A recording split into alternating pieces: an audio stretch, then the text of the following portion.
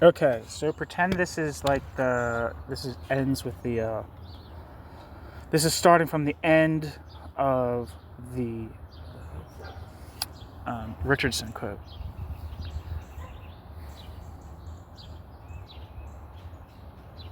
The relatively less sectarian organizational practices of the United Secretariat were still a far cry from the organizational norms of the Socialist and Communist Internationals and their national sections.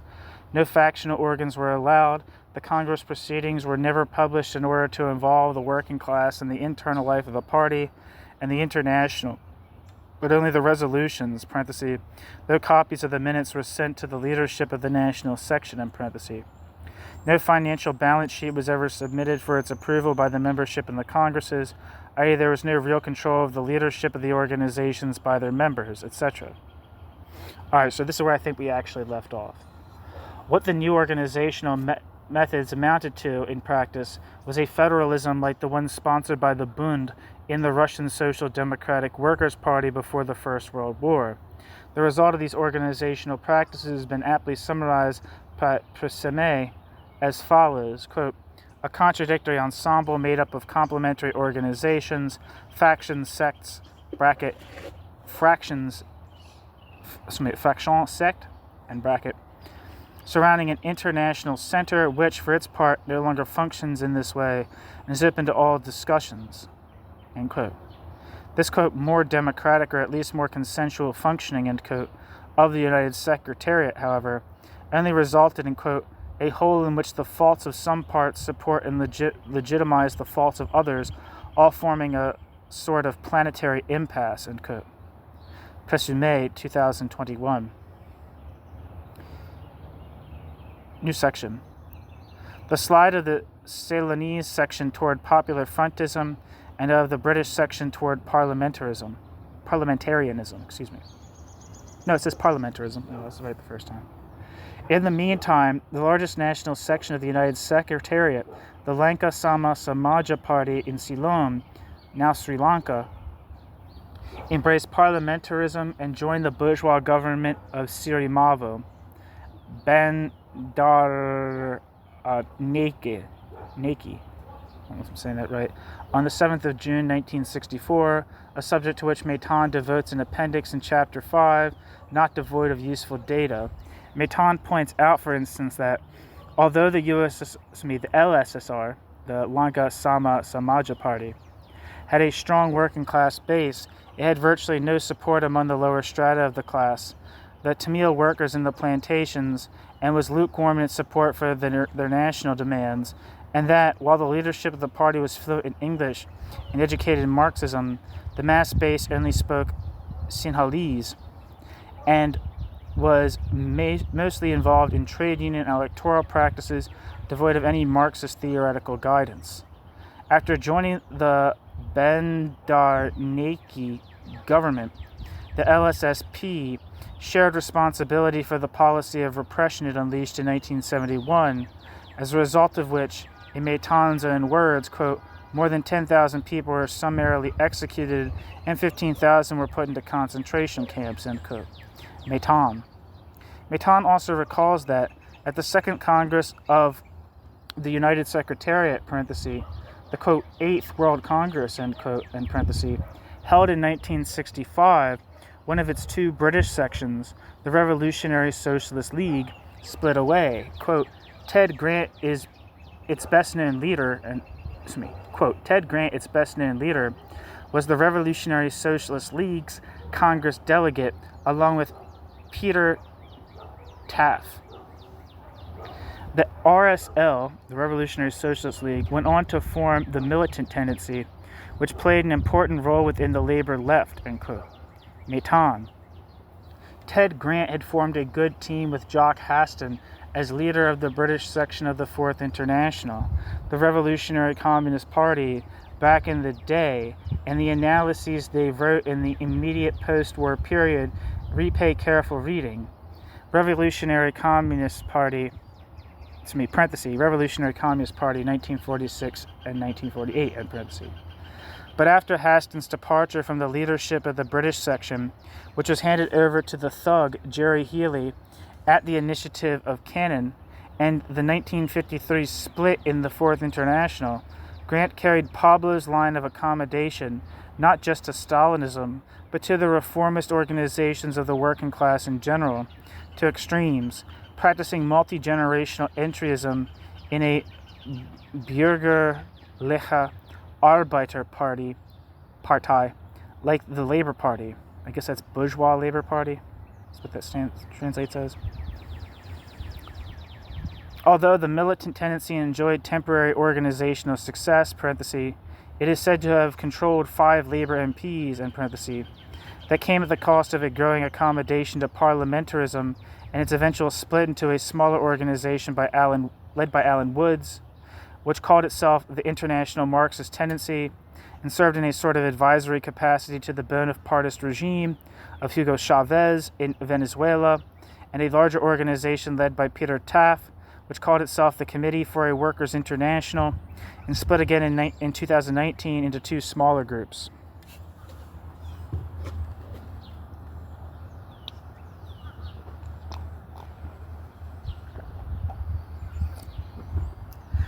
New section.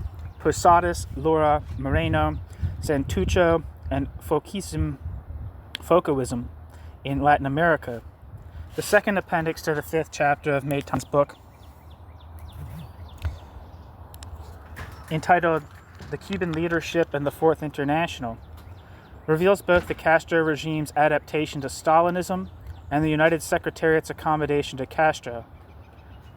Maiton points out that, quote, in the final speech of the Tricontinental Congress, end quote, on the 15th of January 1966, quote, Fidel Castro launched a violent attack on Trotskyism, end quote. Parenthesis, he actually called it, quote, a vulgar instrument of imperialism and reaction, end quote, end parenthesis.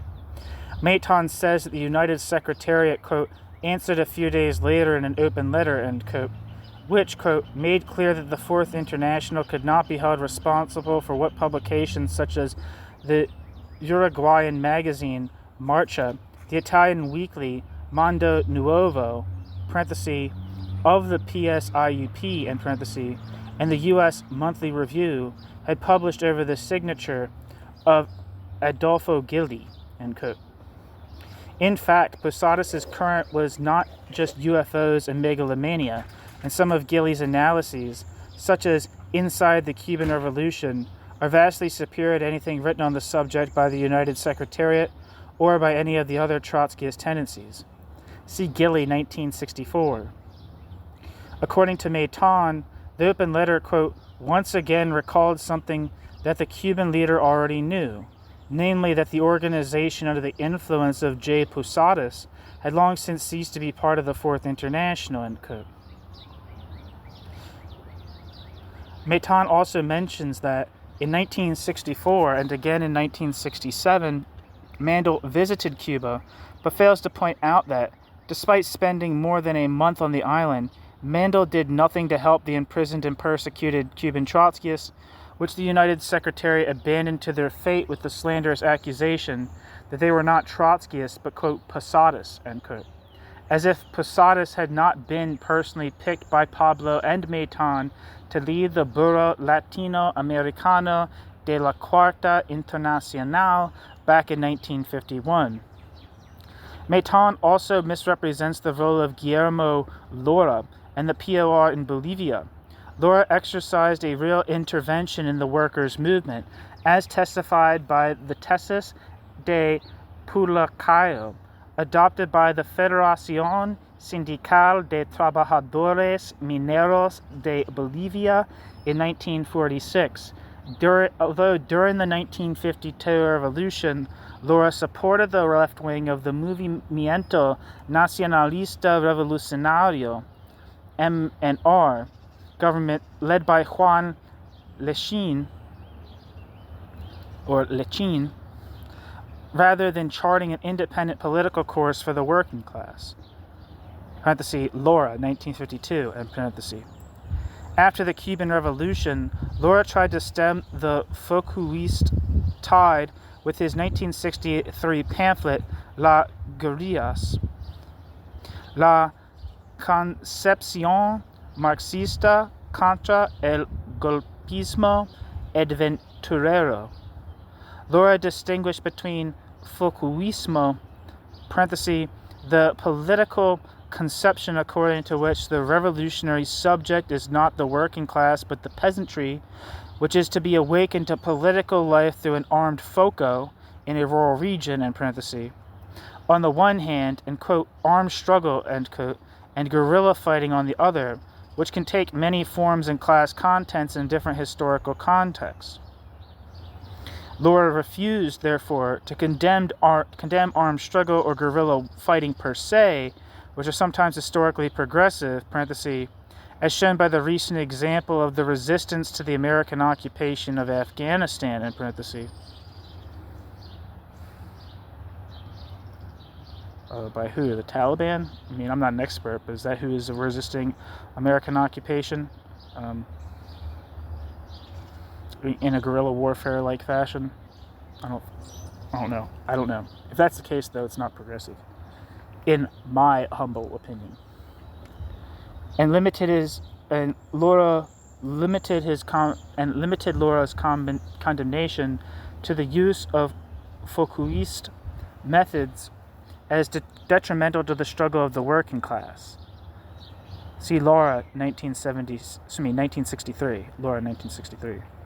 But Laura was free neither from political wavering nor from sectarianism, not to speak of his megalomania, as testified by the 70 volumes of his Obras Completas.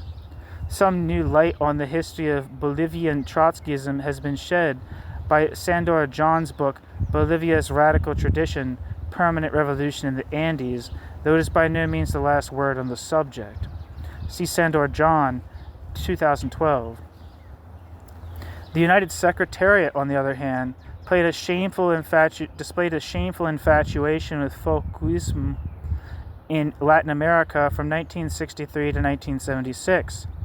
Only at the end of 1976 did the majority of the United Secretariat adopt a, quote, self-criticism on Latin America, end quote, about which Maitan remains very discreet in his book, not recalling that he was the only leader of the majority that voted against it. This infatuation with Foucaultism was shared by the majority of the French section of the United Secretariat, as well as by Nahuel Moreno and his organization in Latin America. The fourth volume of the official history of the Morenoist current, written by one of its leaders, Ernesto Gonzalez, recalled the following episode. Quote, I remember an anecdote during a meeting of the International Executive Committee, bracket, at the Third Congress of the Unified Secretariat, held in April 1969, in bracket. Livio Maitan was, like a good Italian, very expressive in his gestures, in his verbiage, in everything. It was Mastroianni in his most exaggerated movies. Bracket, Gonzalez was not much of a moviegoer. Daniel Gaido, end bracket. The thing is that Maitan began to attack Moreno, accusing Moreno of having a wrong policy, despite the fact that Moreno claimed that armed guerrilla and rural struggle had to be placed in the transitional program as one more tool of the revolution. That is, he accepted the need to update that program. Then, Livio Maitan employed a metaphor, trying to show that Moreno was contradicting himself, using a, quote, sexist, end quote, expression, saying, quote, you were the father of guerrilla deviations, end quote. And then Moreno replied, quote, I may have been the father, but you were the mother, end quote. That provoked laughter from the entire International Executive Committee meeting, end quote. Ernesto Gonzalez. Of course, the whole thing was no laughing matter for those who took part in those Foucaultist adventures. Moreno was a past master at putting other people's lives at risk for the sake of his own self-aggrandizement, and of lying afterwards, as testified by his own former comrades. According to the testimony of Horacio Lagar, for instance, Moreno used the, quote, Basque, end quote, parenthesis, El Vasco, end quote, end parenthesis, Angel Bengochea, who trained with Che in Cuba and died in an explosion while preparing a Trotskyist project, quote, to lay eggs everywhere, end quote. Quote, one of Moreno's crimes is to spread the favor of the break with Vasco, which he did for legal reasons to, quote, preserve the party, end quote. Moreno sold this idea that he had broken with Vasco, but he agreed with the guerrilla initiative. There was a double card played. I personally visited the apartment on Posada Street, bracket, in Buenos Aires, end bracket, where Vasco showed me the arsenal they had brought from Czechoslovakia, and I was sent there by Moreno because there was a total political agreement with Vasco. He showed me a written agreement signed by both of them by which Bengochea was given the green light to develop his guerrilla experience within the framework and strategy of the party. Moreno realized the risk that he was running theoretically and politically by supporting Vasco, but on the other hand, Moreno did not want to be left out if Castroism developed, commanded by Vasco or others, an armed wing in Argentina. Moreno laid eggs everywhere, exclamation point. But shortly after, I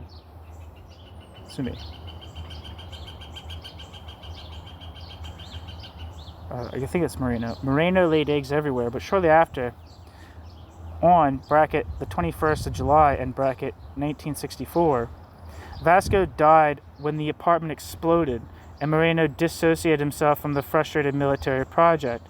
From then on, Moreno unleashed a furious persecution against me and my partner because we were living witnesses to the agreement, and Moreno did not pay attention to anything in defense of his interests. Moreno played many dirty tricks, and I and many other comrades were the target of some of them.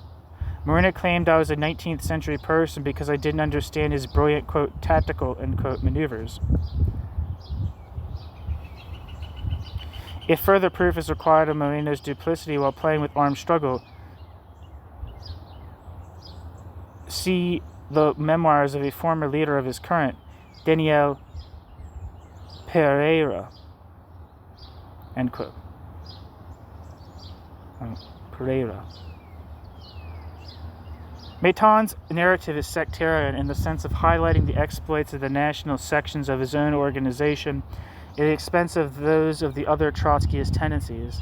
Thus, after the Bolivian Partido Obrero Revolucionario, POR, split in 1954 into an organization led by Guillermo Lora and one other led by Hugo Gonzalez Moscoso II, which remained with the United Secretariat because it was the most inclined to Foucaultism, is called by Meitan the, quote, POR, end quote, while a, quote, explanatory, end quote, note points out that Lora, quote, created his own organization outside the Fourth International, but adopting the same name, end quote. Meitan employs the same method to describe the Argentinian Partido Revolucionario de los Trabajadores, which split in 1968 into the PRT, La Verdad, led by Nahuel Moreno, and the PRT, El Combatiente, led by Mario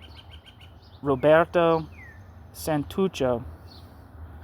Again, the second is mentioned as the, quote, PRT, end quote, because it was the most inclined to Foucaultism. The, quote, Ninth World Congress of the United Secretariat was held in Italy in April 1969, just 1 month before the mass working class uprising in Argentina, known as the Cordobazo, and subsequent process of recovery of trade unions from the bureaucracy known as Classismo, which brought down two military dictators. See Brennan, 1994.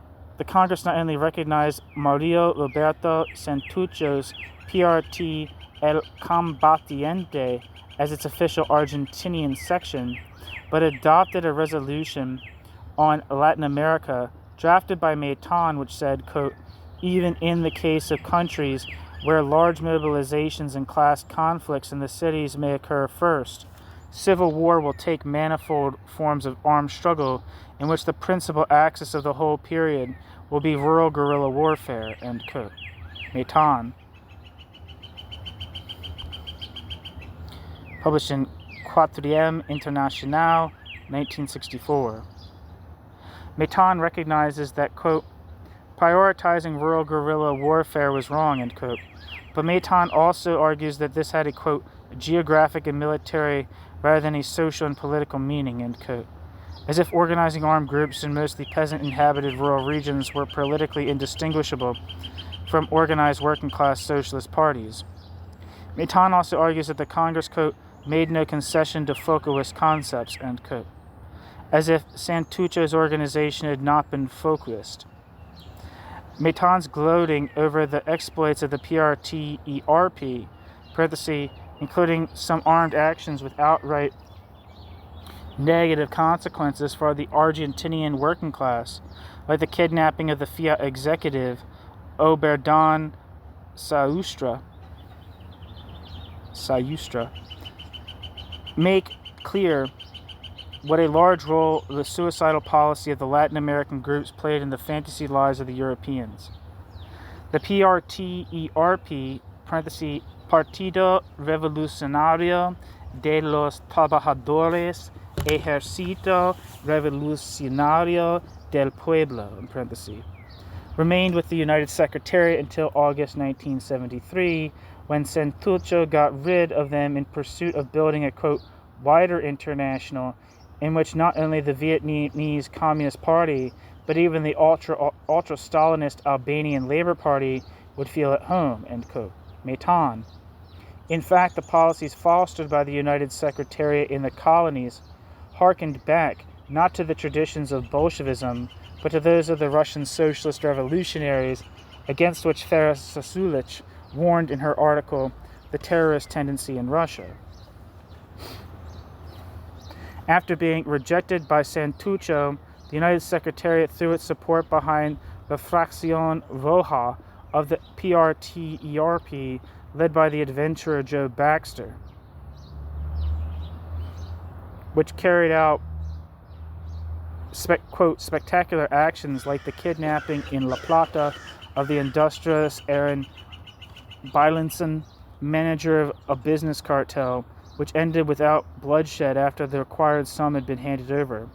We were even more supportive of other actions aimed at ensuring that the organization had the necessary technical means and financial resources.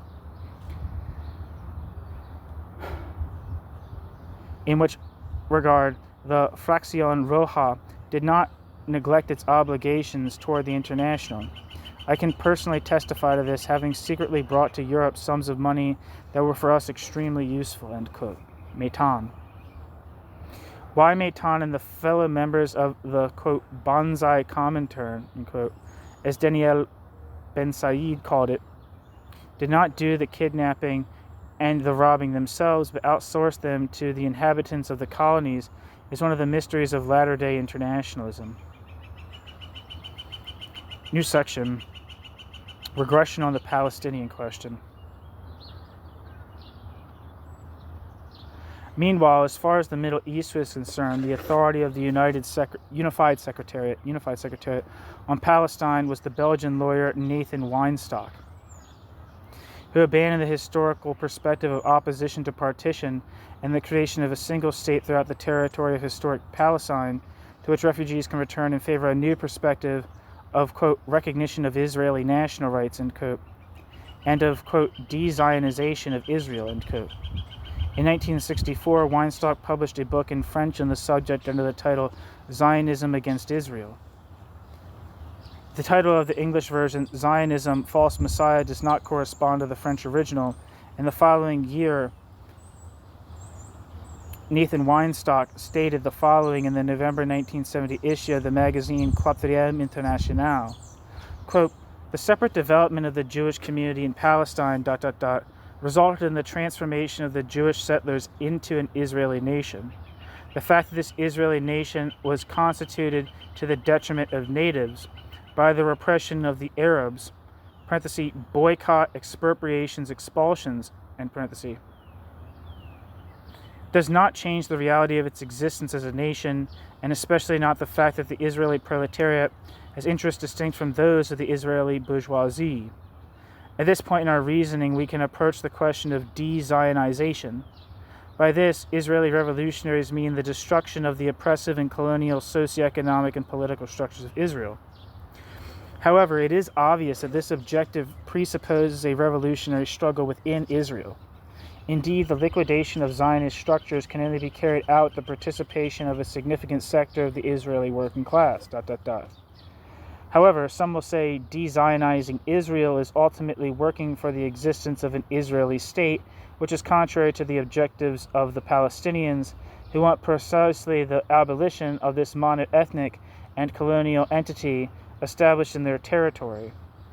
In truth, one cannot predict what will be the precise constitutional form of a future Palestine if we do not want to prophesy in a vacuum, or worse still, take the place of the concerned parties themselves. We can only enumerate certain principles: right of return for refugees, self-determination for the Palestinians, free exercise by the Israelis of their national rights. Such a program can be conceived in a unitary Palestinian framework, as well as in a federal or confederal structure, or even as part of an Arab whole. The main thing is to understand that it is not possible to gloss over the Israeli national problem by verbal subtleties. It is not possible to gloss over the Israeli national problem by verbal subtleties. Let the impotents have the pleasure of gargling with empty phrases like, quote, so-called Israeli state, and, quote, so-called Israeli nation, quote, Zionist colony in occupied Palestine, end quote, which reflect their ideological indigence. They think they can solve the difficulty by denying the difficulty. The destruction of Israel's Zionist structures, which necessarily requires the participation of the Israeli revolutionaries themselves, therefore leaves room for many institutional formulas. What is crucial is the need for the Israeli community to integrate in one way or another with the Arab revolutionary movement. It is still too early to know whether this framework will be limited to the geographical area of Palestine. This question, like that of the institutional framework, ultimately depends on the future development of the class struggle within Israel and the subsequent growth of the Arab revolutionary current. But the recognition of Israeli national rights, la reconnaissance des droits nationaux israéliens, has nothing to do with maintaining the current colonial-type relationship between Israelis and Arabs. The impossibility of coexisting with Israel does not result from the fact that the Hebrew state happens to be Jewish, but rather from its colonial essence. So it is only in the revolution against oppressive structures that the Israeli-Palestinian dialogue can take shape, and the future of the two peoples will be forged, end quote. Weinstock. All this confusing and misleading reasoning about, quote, de-Zionizing Israel, end quote, boiled down to an accommodation to Zionist colonialism, because to obtain, quote, the participation of a significant sector of the Israeli working class, end quote, in return for the, quote, free existence by the Israelis of their national rights, end quote, implies de facto the preservation of the partition of Palestine within the framework of, quote, a federal or confederal structure, end quote, and therefore the denial of the right of return to the Palestinian refugees. Readers should decide for themselves if the accommodation of the United Secretariat to Zionism was better or worse than the provocation of Nahuel Moreno, who raised the slogan, quote, let the Zionists leave Israel, and with them those who give it its social and political base. This slogan, quote, Zionists out of Israel, end quote, is the decisive one, the one that gives content to our formulation of the destruction of the Zionist state. There is no other way of destroying the Zionist state than by driving out the Zionists. ... Let the Jewish racists be driven out of Palestine, and tomorrow also the Arab racists. But tomorrow not today, because today Arab racism against Israel is progressive. It destroys the Zionist state, end quote. Moreno. Quote, progressive racism. Whoever said the, quote, Trotskyist sects never made any contributions to Marxism?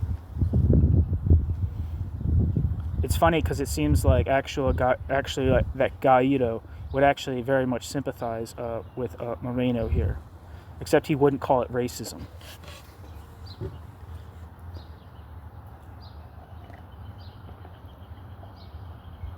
It's also important to note that Moreno doesn't talk about the expulsion of Jews from Arab countries at all.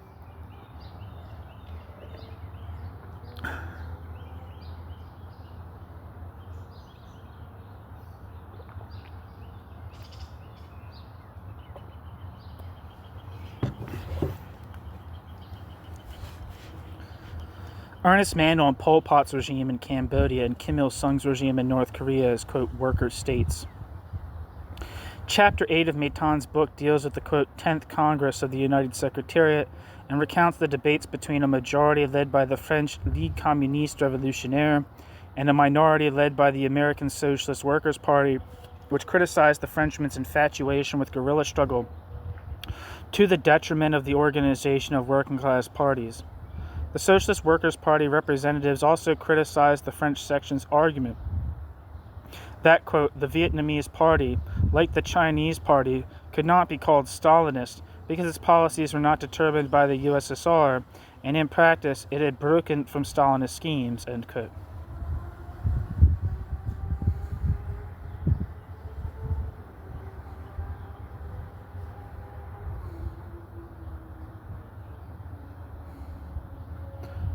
Maitan.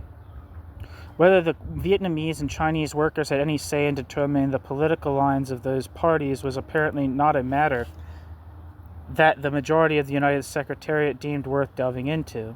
Indeed, after the U.S. contingents left Vietnam at the end of April 1975, at the first meeting following the fall of Saigon, Pierre Rousset declared that, quote, South Vietnam is becoming a worker state, end quote.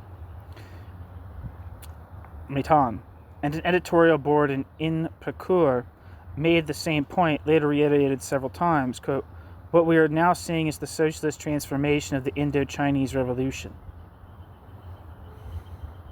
end quote.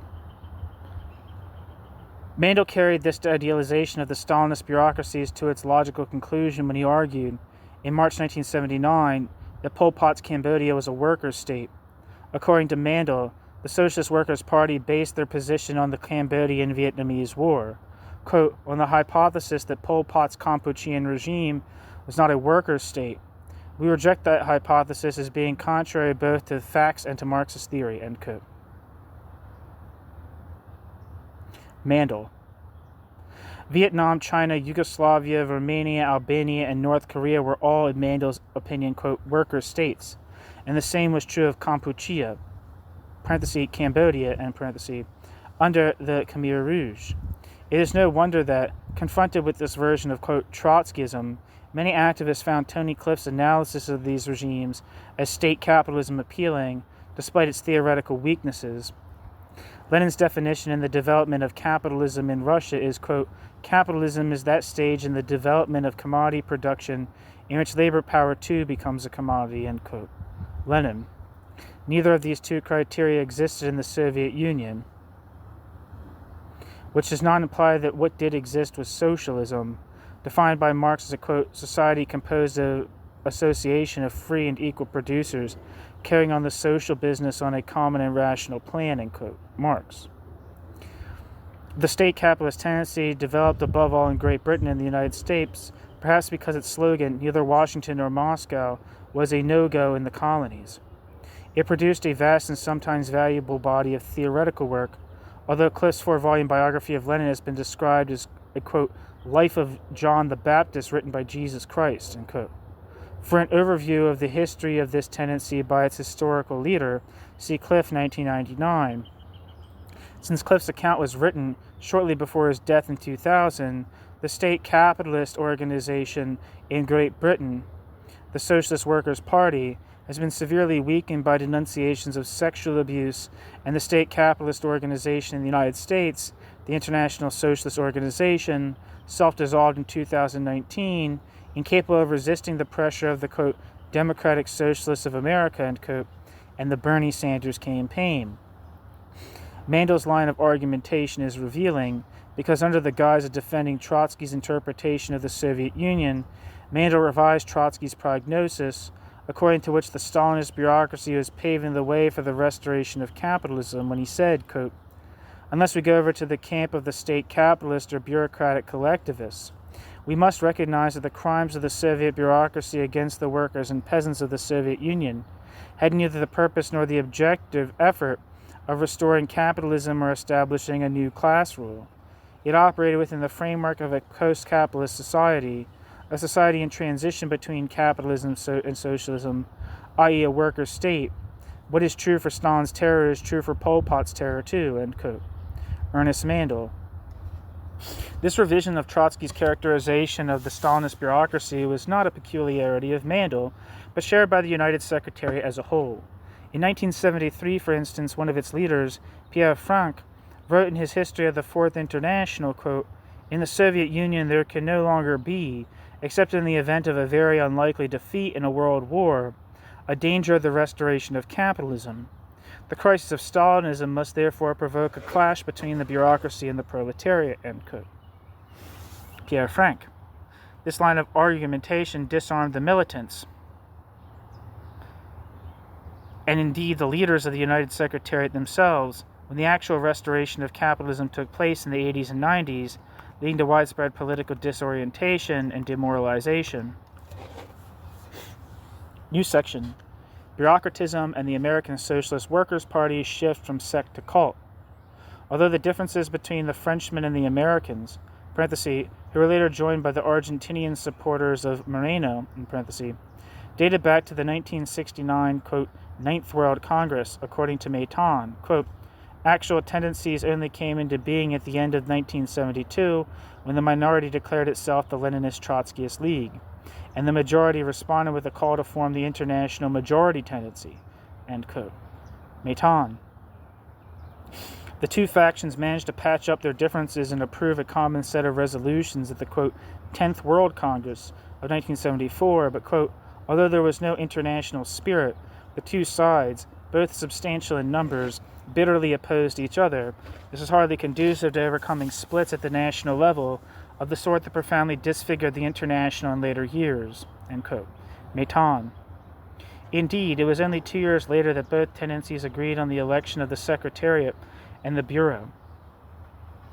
Although the minority led by the American Socialist Workers' Party reminded the Mandel-Franck-Maitan, quote, Troika, and the Ligue Communiste Revolutionnaire of some Marxist truisms, that the workers need a class party independent of those of the bourgeoisie rather than a rural guerrilla FOCO, that the emancipation of the working classes must be conquered by the working classes themselves rather than by some Stalinist apparatus in Vietnam, China, or Cambodia, in parentheses. The Socialist Workers' Party itself was on its way to degrading even further, from the Zinovievist, quote, monolithic sect that Cannon had built into a cult centered around Jack Barnes, who soon rejected Trotskyism altogether. Over the years, the Socialist Workers' Party had developed a bloated apparatus entirely out of proportion with its insignificant base in the working class. Quote, by 1973, the Socialist Workers' Party had close to 1,200 members, many of whom were relatively young. At its national convention that year, more than half were under 25 years old. The professional-looking weekly militant increased in size and circulation, 17,000 in 1970, 31,000 by 1973.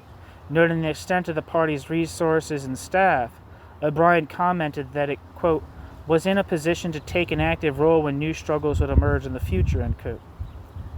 The Schneiers, describing the Socialist Workers' Party's 5-story national headquarters in New York City, wrote, quote, it is a hive of activity staffed by about 120 persons, most of them paid employees, and has ample space for far more, end quote. They also related, quote, 70-year-old Socialist Workers' Party theoretician George Novak, who remembers the party when it could barely afford one telephone, notes with pride, quote, we have an infrastructure for a party of about 100,000, end quote. Paul LeBlanc, 2016. In his article, The Social Roots of Opportunism, Zinoviev noted in August 1916 that in the pre-war Social Democratic Party of Germany and the, quote, free trade unions controlled by it, quote, an aristocracy and bureaucracy from 5 to 10,000 well-paid leaders, end quote, had been formed, which had set, quote, the Marxist Workers' Party in Germany, end quote, on a course of, quote, bourgeois transformation, no matter how insistently it may deny this fact itself, end quote. Zinoviev. The number of members of the Social Democratic Party of Germany was slightly more than 1 million in 1914, while the free trade unions had 3 million members, so a bureaucracy of 5 to 10,000 full-timers amounted to between 0.125 and 0.25% of the combined membership of the Social Democratic Party and the unions it controlled, while the Socialist Workers' Party paid staff of 120 persons amounted to 10% of its 1,200 members. This hypertrophy of the apparatuses of relatively minuscule political organizations has been common to many, if not most, of the Trotskyist tendencies.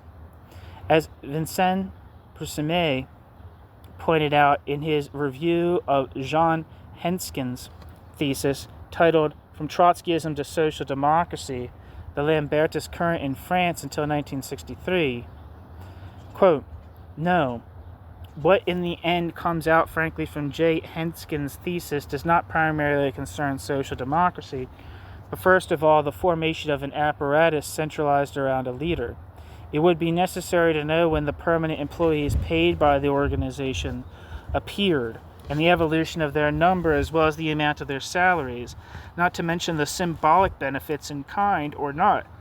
But it seems that this holy of holies has not been discovered by J. Henskin in the Cermtri archives.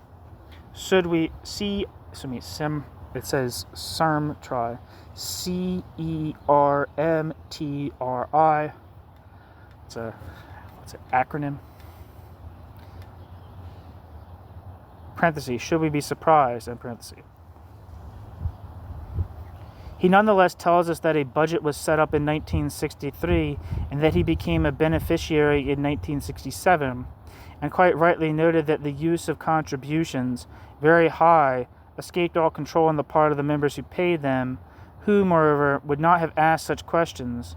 In a, quote, proletarian organization, end quote, one does not practice suspicion, and besides that, organization grew visibly and took initiatives, end quote. Vincent Pursemet. These aberrant percentages of functionaries within the Trotskyist tendencies have contributed both to their sectarian organizational dynamics, parentheses, in practice controlled by a small camarilla of full-timers, which tends to act behind the back not just of the workers, but of the party members themselves, in parentheses, and ultimately also to their integration into the bourgeois state, as the example of the FITU, Frente de Izquierda y de Trabajadores Unidad, in Argentina clearly shows. A plenary session of the Socialist Workers' Party National Committee held in February 1978 adopted the political committee's proposal to make the party, quote, turn to industry, end quote, and brought the new line to the members, not for their approval, but for its implementation. The resolution on the world situation adopted by the, quote, 11th World Congress, held in November 1979, included Jack Barnes' call for a, quote, turn to industry, end quote. See Waters, 1980. Maitan recalls, quote, delegates of the Socialist Workers' Party or organizations already belonging to the minority used the unpleasant term, quote, colonization, to describe militants taking jobs in industry, end quote. Maitan. According to Maitan, however, quote, the failure of the turn, end quote, was not due to any misdoings of Barnes's pieds noirs among the American workers, but was, quote, even in Europe, caused largely by objective factors, end quote. Maitan. Maitan also mentions the growing drift of the U.S. Socialist Workers' Party away from the United Secretariat and its open renunciation of Trotskyism in 1981 to 82, quote, inspired by the prospect, illusionary, of creating a new revolutionary international, together with the Castroites, Sandinistas, end quote. The New Jewel movement in Grenada, etc. Of course, this fantasy came to nothing because the Socialist Workers' Party's infatuation with Castroism and Sandinism was not reciprocated by Fidel Castro or Daniel Ortega. In the framework of this prolonged process of degeneration, and in a grotesque repetition of Pablo's mistakes during the Korean War, Barnes went on to describe the start of the Gulf War in 1991 as the, quote, opening guns of World War III, end quote.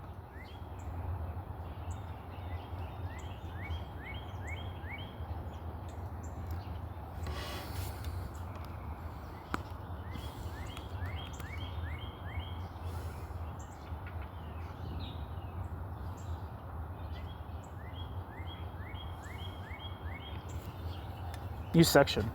The democratic counter-revolution in Portugal and Spain. After the outbreak of a worldwide economic crisis in 1973-74, the International Executive Committee adopted a resolution in January 1975, which predicted the coming of a, quote, fascism even more brutal than that of the 1930s, end quote, in Precure, 1975. No wonder that after the outbreak of the Carnation Revolution on the 25th of April 1974, the United Secretariat was unable to foresee the coming of a democratic counter-revolution in Portugal, in the same way that the leadership of the Fourth International had rejected that possibility at the end of the Second World War, despite the warnings of the motto Huygenoot Goldman tendency in the Socialist Workers' Party. In the words of the main historian of the Portuguese Revolution, Raquel Varela, quote, as the democratic opposition in Portugal was strong, the PCP, the PS, partially the PSD, there was little chance of a Kornilov-like coup d'etat, a classic counter-revolutionary coup carried out by force of arms to introduce a Bonapartist regime, as in Chile, for example.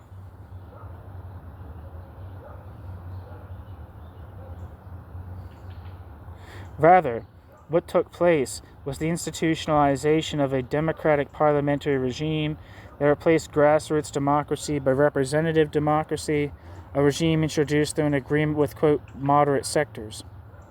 This strategy to preserve the capitalist state in Portugal was understood by the U.S. ambassador to Portugal, Frank Carlucci, and by German and European social democracy, which supported a solution of, quote, democratic reaction, end quote, through a broad coalition whose civil center was the Socialist Party. Still, it was a form of counter-revolution, of putting an end to the revolution, or as Antonio de Sousa Franco called it, of, quote, counter-revolutionary normalization, end quote. Varela. This was recognized by Meitan himself, who wrote that in Portugal, quote, after 25th of November 1975, while noting the start of a new phase, we stressed that there had been no decisive head-on encounter. A recurrent theme, both before and after the date, was that the pre-revolutionary crisis could not be terminated without a crucial trial of strength, resulting in a reactionary restoration, if not in a new authoritarian regime. Instead, things took a different course. The result was a restabilization of the system within a framework of representative democracy, but without a destruction of all the gains of the period of 1974 to 75, end quote. Meitan. In the same way, after the fall of the Franco regime in Spain, quote, a test of strength was thought to be inevitable, end quote, and the leadership of the United Secretariat, quote, believed that an authoritarian regime would come back into power if the dynamic of a revolutionary break failed to prevail, end quote. Meitan. In Meitan's own words, quote, there was a tendency to exclude the hypothesis of a moderate democratic transition, end quote. Meitan, i.e. a blindness towards the possibility of a democratic counter-revolution, once again repeating the Fourth International's mistaken analyses in the immediate post-war period. This organic inability to draw a balance sheet of their experiences, and particularly of their mistakes, has unfortunately been one of the hallmarks of virtually all the Trotskyist tendencies after Trotsky's assassination.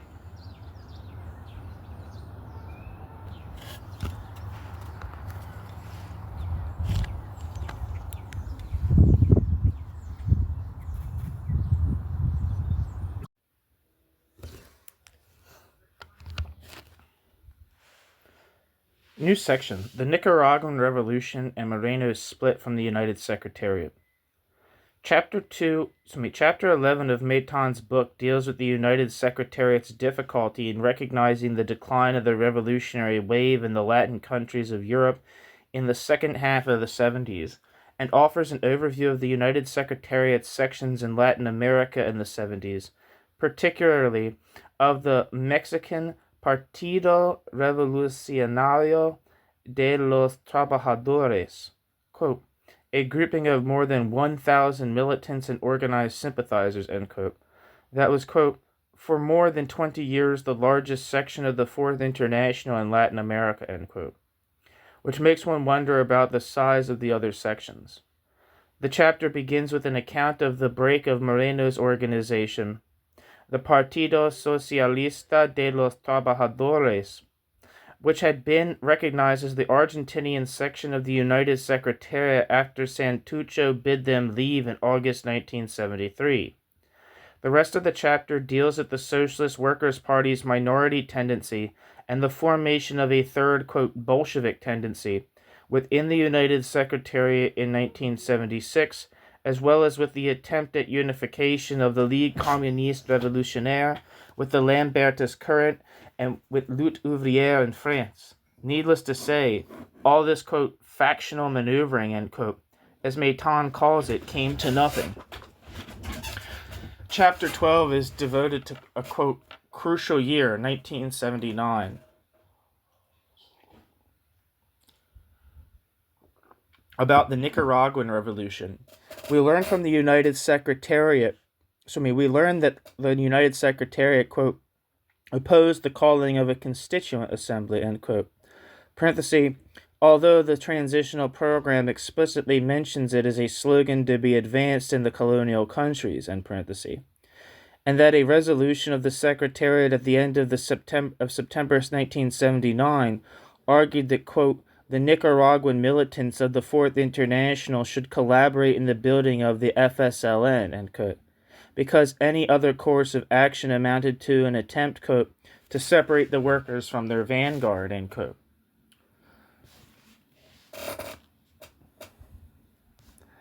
In other words, the United Secretariat argued that the Frente Sandinista de Liberación Nacional was the vanguard of the Nicaraguan workers, thus abandoning the Marxist principle that it is necessary to struggle for the political independence of the working class.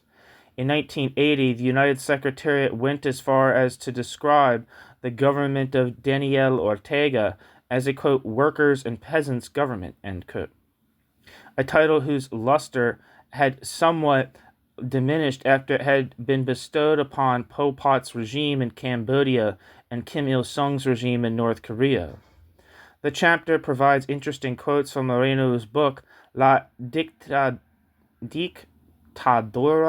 Revolucionaria del Proletariado of February 1979, which argued that the emancipation of the working class would not be conquered by the workers themselves, but by, quote, the revolutionary dictatorship of Trotskyist or Trotskyist-style parties, end quote.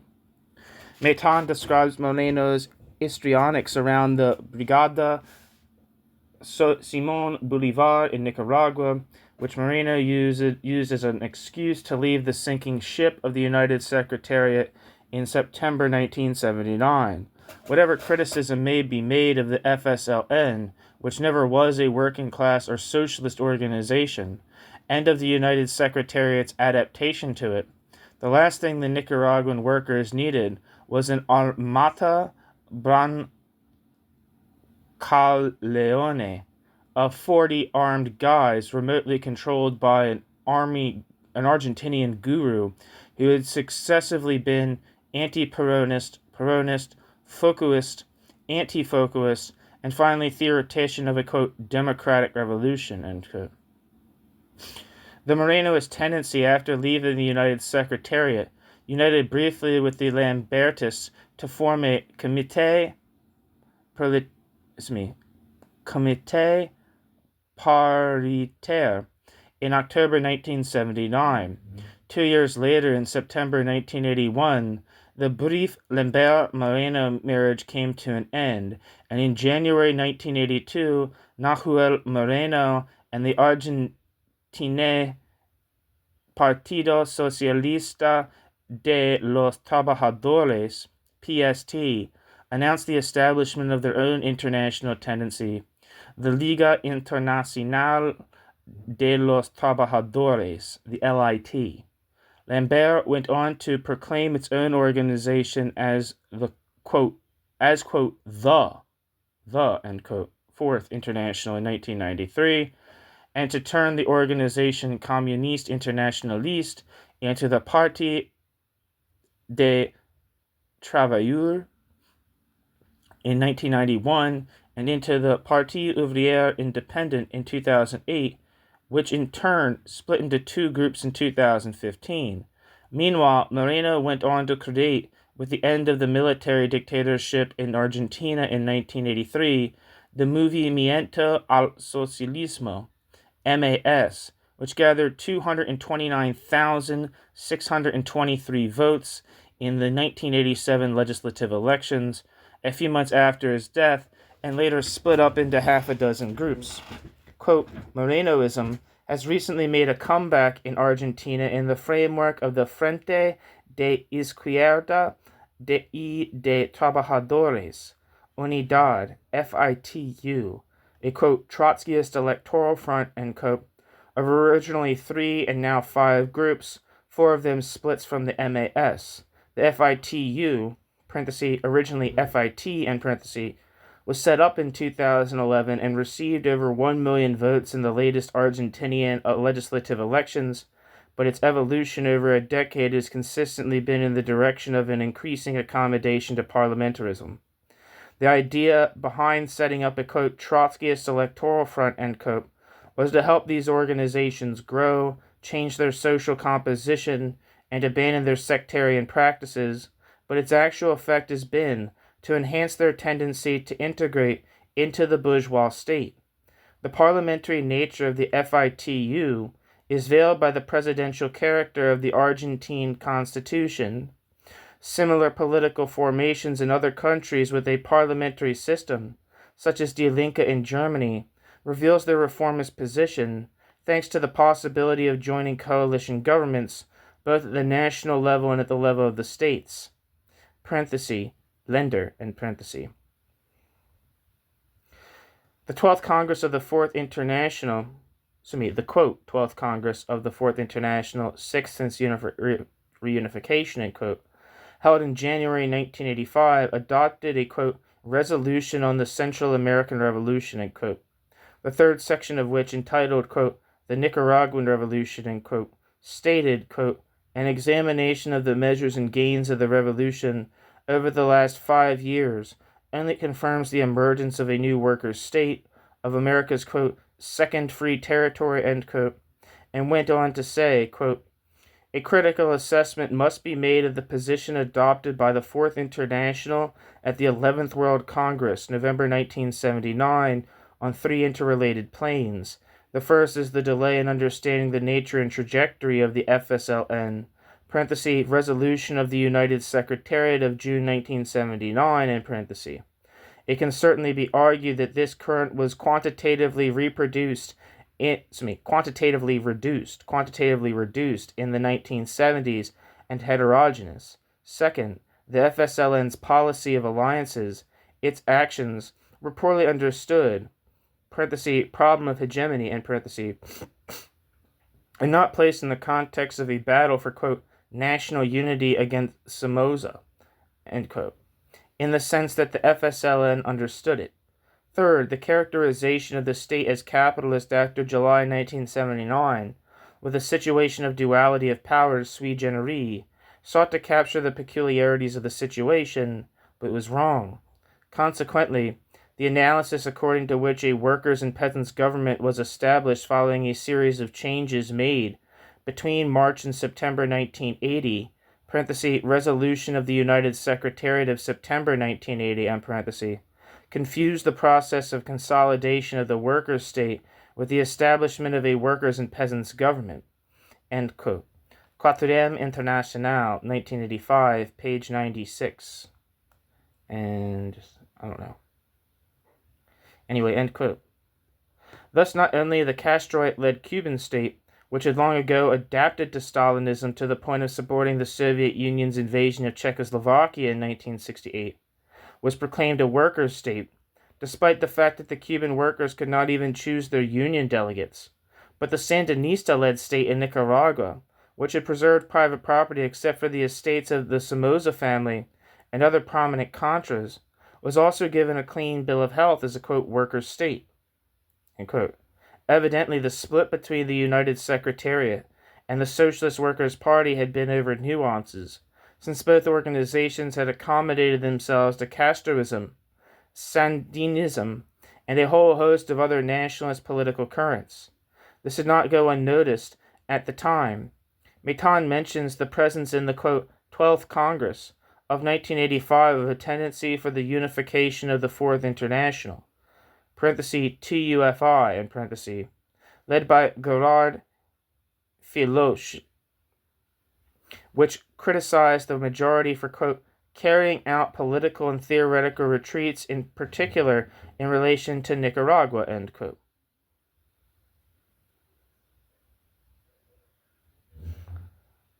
See Maitan to 2020. The FSLN was defeated by Violeta Chamorro in the elections held in February 1990, but Daniel Ortega made a political comeback in 2007 as a corrupt and conservative president of Nicaragua, an office he still holds to this day. I don't remember when this essay I'm reading right now it was written. And I don't know if that's still the case or not. The United Secretariat's accommodation to bourgeois democracy and feminism. An appendix to Chapter 12 in Maitan's book provides, quote, a note of criticism, end quote, unfortunately not very enlightening, about the resolution, The Dictatorship of the Proletariat and Socialist Democracy, drafted by Mandel in 1977 and adopted by the, quote, 11th World Congress of 1979. This document, which blurred the dividing line between bourgeois democracy and the dictatorship of the proletariat as the strategic objective of the workers' movement, represented an accommodation to the, quote, human rights, end quote, crusade embarked upon by imperialism after the signing of the Helsinki Accords in 1975, which provided the ideological smokescreen for the restoration of capitalism in Eastern Europe, under the cover of the defense of human rights and of the creation of a, quote, civil society, end quote, to protect the citizens of totalitarian states and of setting up democratic parliamentary regimes. What actually took place in Eastern Europe was the restoration of private property and wage slavery, which is the only thing the bourgeoisie actually cared about.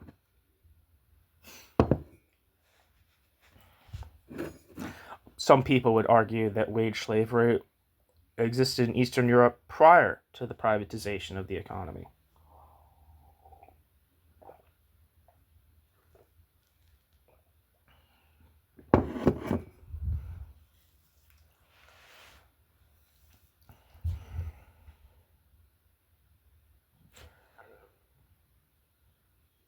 Needless to say, a working-class socialist revolution must necessarily violate the democratic rights of the bourgeoisie, beginning with its right to own means of production and exploit other people's labor, as well as the rights of its political representatives. It cannot let them openly organize counter-revolutionary activities, as recalled by Marx's advice to the Communards in 1871 to immediately march on the National Assembly gathered in Versailles. Maitan later summarizes the resolution adopted by the, quote, 12th Congress of 1985 and points out that the resolution, titled The Dictatorship of the Proletariat and Socialist Democracy, drafted by Mandel in 1977, quote, which had been approved indicatively, end quote, by the, quote, 11th World Congress of 1979, quote, was now approved deliberatively after further clarifications, end quote. This document, which signaled the United Secretariat's de jure adaptation to bourgeois parliamentarism, started the process that ended in the Fifth Congress of the Ligue Communiste Révolutionnaire, LCR, the French section of the United Secretariat, held in November 2003, which adopted a resolution modifying its statutes to eliminate from them the reference to the dictatorship of the proletariat as its strategic objective. In February 2009, the LCR turned into today's Nouveau Parti Anticapitaliste, NPA. The Russian Narodniki were anti-capitalists. If Marxism were simply, quote, anti-capitalism, end quote, the whole struggle of the, quote, emancipation of labor group, and later the Russian Social Democratic Workers' Party would be incomprehensible. The, quote, anti-capitalist orientation of the United Secretariat, the NPA, and PTS, and so forth were, therefore, amounts to a retrogression to pre-Marxist views with the aim of creating a, quote, broad, multi-class, quote, anti-capitalist front, tactics which naturally follow from the abandonment of the strategic perspective of the dictatorship of the proletariat. Another resolution adopted by the, quote, 11th World Congress of the Fourth International, fifth since reunification, end quote, held in 1979, entitled, quote, The Socialist Revolution and the Fight for Women's Liberation, end quote, presented by Mary Alice Walters from the Socialist Workers' Party and Jacqueline Heinen from the LCR, reflected the United Secretariat's accommodation to feminism in contradistinction to the traditional position of Marxism on women's liberation. The movement of proletarian women of the Social Democratic Party of Germany, and by extension of the Second International, 1889 to 1914, was structured by Clara Zetkin around the principle of a, quote, clean break between the women of the exploiting and exploited classes. This principle laid the programmatic foundations for the development of a mass movement of socialist working women that eventually grew to have 141,115 members in 1913. This movement, whose central axis was the magazine Der Gleichheit, edited by Zetkin, had as its central organizational proposition the idea that there was not one but several, quote, women's questions, end quote, corresponding to the different classes of bourgeois society. Marxism as a working class political tendency and feminism as a multi-class movement were incompatible, and therefore working class women had to have their own organizations within the socialist parties, which of course also included working class men. The same principles were the foundation of the International Socialist Women's Movement, which celebrated its first conference in Stuttgart in 1907, and later of the International Communist Women's Movement, both of which were led by Clara Zetkin. The other leaders of the Socialist and Communist Women's International shared Zetkin's positions. Alexandra Kollontai, for instance, wrote in 1913, quote, What is the aim of the feminists? Their aim is to achieve the same advantages, the same power, the same rights within capitalist society as those possessed now by their husbands, fathers, and brothers. What is the aim of the women workers? Their aim is to abolish all privileges deriving from birth or wealth. For the woman worker, it is a matter of indifference who is the, quote, master, a man or a woman. Together with the whole of her class, she can ease her position as a worker. Feminists demand equal rights always and everywhere. Women workers reply, we demand rights for every citizen, man and woman, but we are not prepared to forget that we are not only workers and citizens, but also mothers. And as mothers, as women who give birth to the future, we demand special concern for ourselves and our children, special protection from the state and society. Feminists are striving to acquire political rights. However, here too our paths separate. For bourgeois women, political rights are simply a means allowing them to make their way more conveniently and more securely in a world founded on the exploitation of the working people. For women workers, political rights are a step along the rocky and difficult path that leads to the desired kingdom of labor. Paths pursued by women workers and bourgeois equal righters have long since separated.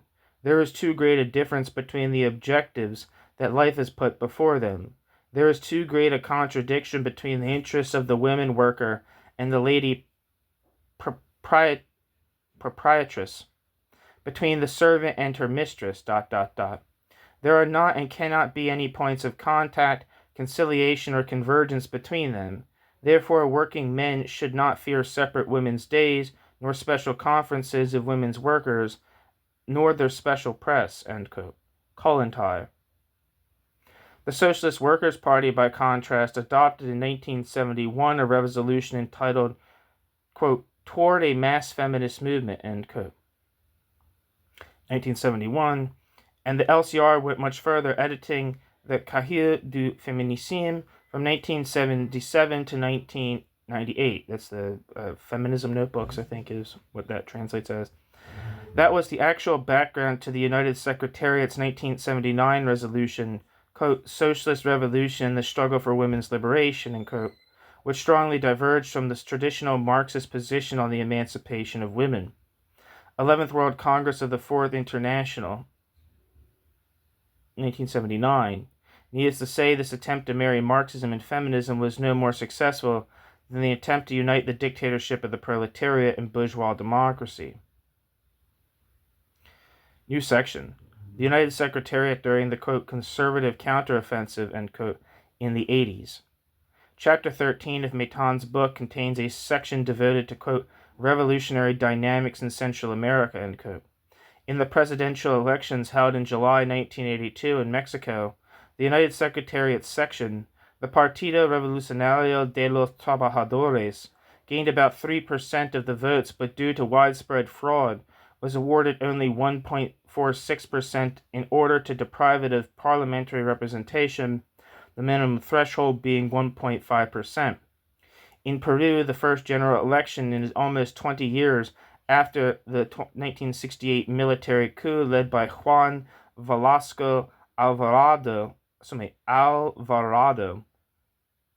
were held in May 1980, with Hugo Blanco receiving 4% of the vote as a presidential candidate, which resulted in his election as deputy alongside two other members of the Peruvian Partido Revolucionario de los Trabajadores, Ricardo Napuri of the POMR, parenthesis, Partido Obrero Marxista Revolucionario, end parenthesis, and one candidate of the PST, parenthesis, Partido Socialista de los Trabajadores, end parenthesis.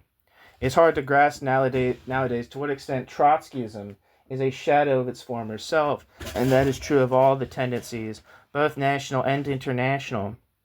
In an interview granted to the Spanish newspaper El Pai on the occasion of the May 1980 elections, Hugo Blanco was asked, quote, if you are elected president, what immediate measures would you adopt, end quote. To which he answered, quote, immediate convocation of popular assemblies to hand over the government to them, immediate dissolution of the bourgeois army and delivery of those weapons to the organized workers so that they constitute the true Peruvian army, confiscation of the imperialist companies, end quote. Blanco. After a brief mention of events in Bolivia and Argentina, parenthesis, where the United Secretariat correctly supported Argentinian sovereignty over the Malvinas Islands during the 1982 Falklands War, in parenthesis, Maitan deals with the formation of the Partido dos Trabajadores in Brazil in 1979 to 84. I'm pretty sure that the Falklands Islands War was initiated by a regime that was straight up like killing its leftists. Let me see. 1 second.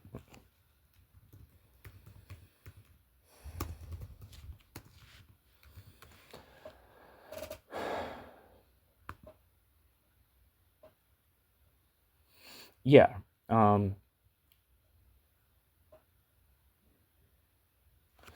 Yeah, so let me repeat that. Let me look at what was just said.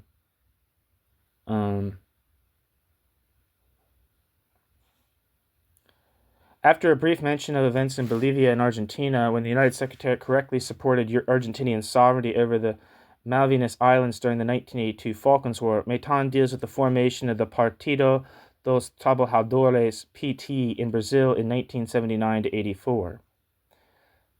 All right. And let's look at the regime that tried to claim these islands.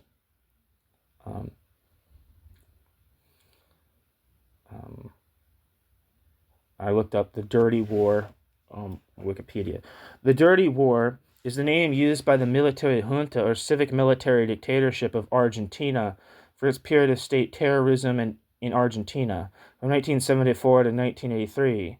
During this campaign, military and security forces and death squads in the form of the Argentine Anti-Communist Alliance hunted down any political dissidents and anyone believed to be associated with socialism, left-wing Peronism, or the Montoneros movement.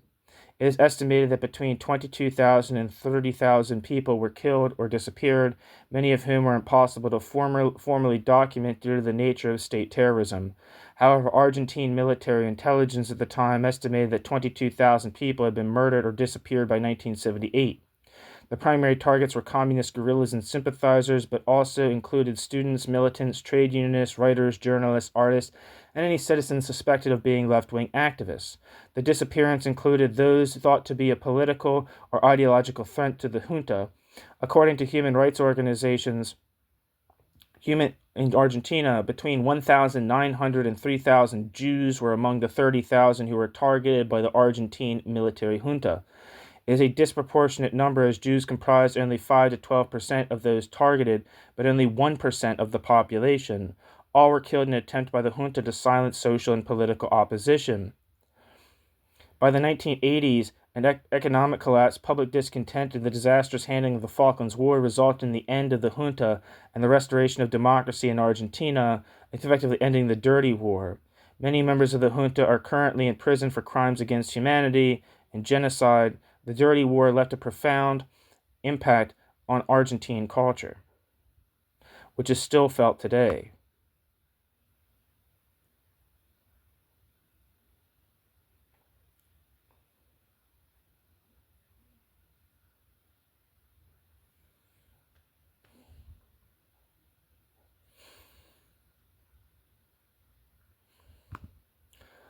So that's the government that initiated I believe it was an invasion.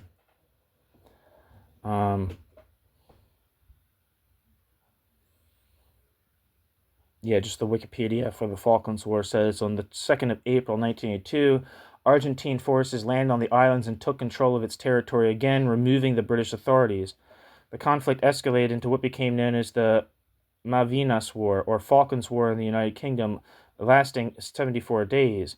On the 5th of April, the British government dispatched a naval task force to engage Argentine forces before launching an amphibious operation.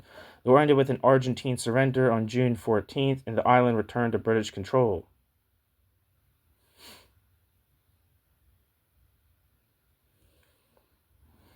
So, I don't mean to suggest that the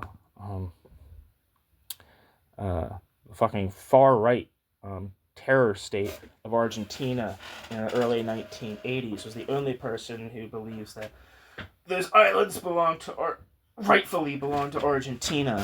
But that's a very shitty take to be taken in. That's a very shitty thing to be insisting upon, considering the regime that tried to take over the Falkland Islands in the early 1980s, in my personal opinion. Maybe you'll disagree. After a brief mention of events in Bolivia and Argentina, where the United Secretariat correctly supported Argentinian sovereignty over the Malvinas Islands during the 1982 Falklands War, shitty position, Meitan deals with the formation of the Partido dos Trabalhadores PT in Brazil, 1979 to 84.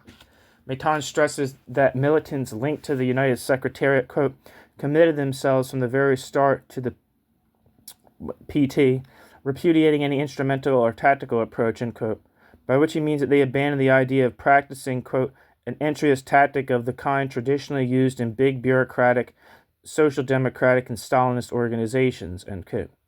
According to Meitan, in 1981, quote, the Trotskyist current in the PT, end quote, took the name of socialist democracy, and in 1984, quote, asked to be a section, end quote, of the United Secretariat, quote, a request accepted by the World Congress the following year. Thereafter, the Brazilian section was one of the most representative revolutionary Marxist organizations in Latin America, end quote. Meitan. Readers acquainted with these arcane matters should contrast this assertion with the fact that Miguel Rossetto, the leader of the Brazilian section of the United Secretariat, served as Ministro do Desenvolvimento Agrario in the governments of Lula and Dilma Rousseff without even so much as pretending to carry out an agrarian reform. Later, from 2015 to 2016, Rossetto also served as Rousseff's Minister of Labor and Social Security, again without threatening in the least the continuity of wage slavery or even reducing the extent of the favelas. Meitan just points out discreetly that, quote, Lula, having been elected president, opted more for continuity than for change under the watchful eye of the IMF, end quote. Meitan. So much for the actual performance of, quote, one of the most representative revolutionary organization, one of the most representative revolutionary Marxist organizations in Latin America, end quote. The rise of Solidarność in Poland was characterized by the United Secretariat as the beginning of the, quote, political revolution, end quote, against the Stalinist bureaucracy. The United Secretariat had an actual, if very small, presence in Poland, where its work was led by Jacqueline Heinen. It put out a Polish version of In Procure, which was distributed at the Solidarność Congress it held in 1980. According to the testimony of I can never pronounce this name, Zbigniew Kowalewski, who was one of the members of the Polish, quote, nucleus, quote, we had important political differences fundamentally concerning the question of the bureaucracy. They, bracket, the leaders of the United Secretariat, end bracket, expected a vertical split of the bureaucracy, parenthesis, a split like the Rice-Butenko faction imagined by Trotsky, end parenthesis, and wanted to impose on us a political orientation in that direction while we were hostile to it, end quote. The work of the Polish, quote, nucleus came to an end amid a crisis of the pseudo, quote, Polish section and its political and financial scams. While the attitude to be adopted towards right-wing governments such as Margaret Thatcher's in Great Britain, Ronald Reagan's in the U.S., and Helmut Kohl's in West Germany was relatively straightforward, the rise of François Mitterrand in France and of Felipe González in Spain, these governments ended up adopting policies similar to those of the avowed, quote, neoliberals, posed a more complex political challenge. As Meitan recalls, quote, the LCR called for a vote for candidates of labor movement organizations and in the second round for Mitterrand, end quote. In their defense, it should be pointed out that the Lambertist organization in France did the same. As for Spain, we learned that the Spanish section of the United Secretariat, also called LCR, parenthesis, Liga Comunista Revolucionaria, end parenthesis, quote, called for votes for the traditional left parties, end quote, i.e. for Felipe González's PSOE, quote, or for radical nationalist formations. In Chapter 14 of Meitan's book is entitled, quote, Exacerbation of the Conservative Counteroffensive, parenthesis, 1983 to 1984, end parenthesis, end quote, and deals with the crushing of the British miners' strike of 1845 to 1984 to 85 by the Thatcher government, which in Meitan's words, quote, ended with a heavy defeat, the equivalent of that suffered 5 years earlier by the Fiat workers in Turin, end quote. Meitan also points out in a footnote that, quote, among leaders expelled from the factories was Alan Thornet, who, after belonging to Trotskyist organizations outside the Fourth International, became a leader of the British section and a member of the international leadership, end quote. Meitan. This is Meitan's way of conveying the fact that Thornet, a real workers' leader, had belonged to the organization led by Jerry Healy in Great Britain, where he had a miserable experience before joining the British section of the United Secretariat, where he did not have much better luck. Despite the fact that its main theorist was a Belgian, parenthesis, Mandel, end parenthesis, the leadership of the United Secretariat was and continues to be dominated by its French section. In January 1984, a new bureau had been elected, consisting of 4 French plus Mandel from Belgium, Steve Porter from the UK, and Meitan himself from Italy. The, quote, 12th Congress of January 1985 elected an executive committee, which elected a secretariat, which in turn elected a bureau, again consisting of 4 French, parenthesis, Daniel Ben Said, Claude Jacquin, Jeanette Habel, and Jacqueline Heinen, in parenthesis, and 4 other members from 4 other countries, Mandel, Maitan, Potter, and Charles-André Udry from Switzerland. The dominance of the French section was also evident from the fact that the main organs of the United Secretariat, like In Procure and Quatrième International, were published in French, whereas, quote, publications in English, notably International Viewpoint, appeared less frequently and did not contain all the material included in the publications in French, end quote. Maitan. New section. The dissolution of the Soviet Union and the restoration of capitalism in Eastern Europe.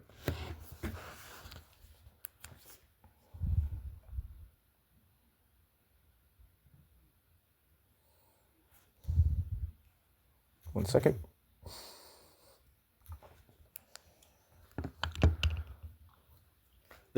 New section. The dissolution of the Soviet Union and the restoration of capitalism in Eastern Europe. The, quote, 13th Congress of the United Secretariat took place in February 1991, and the main document adopted by it was the resolution on the USSR entitled, quote, Decomposition of the Bureaucratic Regime and Struggle for Socialist Democracy, end quote, and presented by Catherine Samari. The United Secretariat totally misinterpreted the nature of the reforms implemented by Gorbachev after his accession to power in the Soviet Union in 1985, as the following passages from Jan Willem Sutja's biography of Ernest Mandel attest.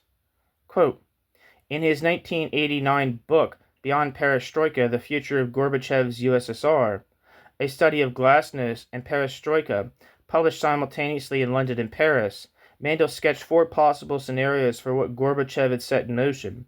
He did not devote a single word to the possible restoration of capitalism. 10 years earlier, in Revolutionary Marxism Today, Mandel had considered a restoration extremely unlikely, and even called a gradual reintroduction impossible. Quote, to believe otherwise is to use an apt phrase of Trotsky's, quote, to unwind the reformist film in reverse, end quote, end quote. Mandel.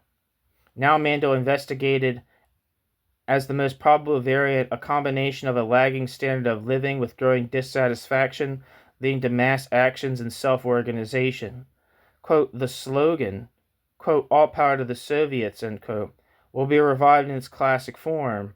a new political leadership will emerge from the working class, ... the political revolution, in the classical Marxist sense of the term, will triumph, end quote. Mandel ended his book with a citation from Trotsky's The Revolution Betrayed, in which Trotsky predicted the replacement of the bureaucracy with the democracy of Soviets. Quote, ranks will be immediately abolished, the tinsel of decorations will go into the melting pot, the youth will receive the opportunity to breathe freely, criticize, make mistakes and grow up, science and art will be freed of their chains, and finally foreign policy will return to the traditions of revolutionary internationalism, end quote. Trotsky. Mandel added, quote, that is how it will be, end quote. Mandel. This was a romantic final chord to a work that not everyone considered Mandel's most convincing synthesis. For 2 days in Paris, Charles-André Udry tried to convince Mandel not to publish it, but Mandel was adamant. Mandel told a Dutch sympathizer that he believed the number of intellectuals and youth in the Soviet Union who identified with Marx and Lenin is greater than in any Western European country, ... Quote, did you know that the official youth organization, Komsomol of Lomonosov University has published The Revolution Betrayed? The circle has now turned 360 degrees and returned to its starting place. It was there that the left opposition was born in 1923, end quote. Mandel, end quote. Sutya, 2009. The preface to Mandel's book, Beyond Perestroika, The Future of Gorbachev's USSR, was dated the 15th of July, 1988. More than a year later, in October 1989, as the restoration of capitalism continued to unfold, Mandel wrote an article entitled, quote, Glasnost and the Crisis of the Communist Parties, end quote. A section called, quote, Bureaucracy Opposed to Capitalist Restoration, quote, argued that, quote, for the majority, in fact the very great majority of the bureaucracy, the restoration of capitalism would reduce their power and privileges. And only a small minority would or could transform themselves into real entrepreneurs, ... For the great bulk of the bureaucrats, not just the small and medium-ranked ones, but members of the nomenklatura, which can be estimated at some 300,000 households in the USSR, the restoration of capitalism would involve a loss of power and material advantages, end quote. For that reason, according to Mandel, quote, assuming that the bureaucracy is heading in this direction means assuming that it is ready to commit hardy as a crystallized social caste, end quote. Mandel. If this was the degree of insight of the main theoreticians of the United Secretariat about what was going on in the Soviet Union, one can easily imagine the degree of disorientation among its lesser lights. Most Trotskyist currents at the time swallowed the, quote, democratic revolution, end quote, narrative, hook, line, and sinker. This is not just an academic debate, because a democratic counter-revolution is exactly what American imperialism had in mind for Cuba at this very moment. It is one thing to call for the right of the workers to form socialist parties different from the, quote, Communist Party, end quote, of the ruling bureaucracy, as well as to demand other democratic rights such as free election of trade union representatives, factory committees, militia officers, and so on. An entirely different kettle of fish is to leave the field open to political forces assigned with imperialism and the bourgeoisie by calling for, quote, free elections, end quote, without class distinctions. The Kronstadt sailors, for instance, demanded, quote, freedom of speech and press to workers and peasants, to anarchist and left socialist parties, end quote. And if a socialist organization is forced by circumstances beyond its control to take part in such elections, that participation should be combined with a systematic campaign warning that democratic rights should not be extended to restorationist forces who use the, quote, democratic revolution, end quote, slogan as a smokescreen for reintroducing capitalist exploitation. I don't know what the reference to the Kronstadt sailors was.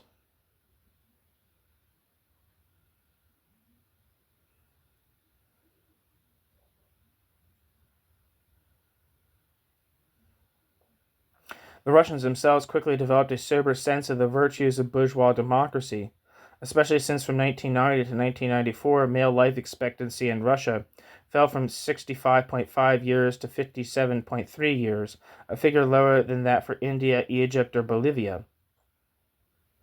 According to the testimony of Jean-Jacques Marie, quote, from the mid-1990s, quote, Democrats, end quote, were for the working population so associated with the looting and social collapse produced by shock therapy that in conversation millions of men and women replaced the word, quote, Democrat by, quote, dermocrat, end quote, that is to say, quote, shitocrat, end quote. As the authors of a recent study about the, quote, social consequences of the 1989 revolution, end quote, put it, quote, we found 8 countries in the post-communist region that by 2016 had not returned to 1989 levels of production. That is 27 years later. That is what somebody from the United Nations, from UNICEF, called a biblical collapse in income. It is something that they will be writing about for several thousand years in the history of European countries like Ukraine or Serbia, and similarly in Tajikistan. There are a number of countries like that, and they are not always the ones you think about. Some of the star reformers, like Latvia or Georgia, also end up being below where they had been economically, end quote.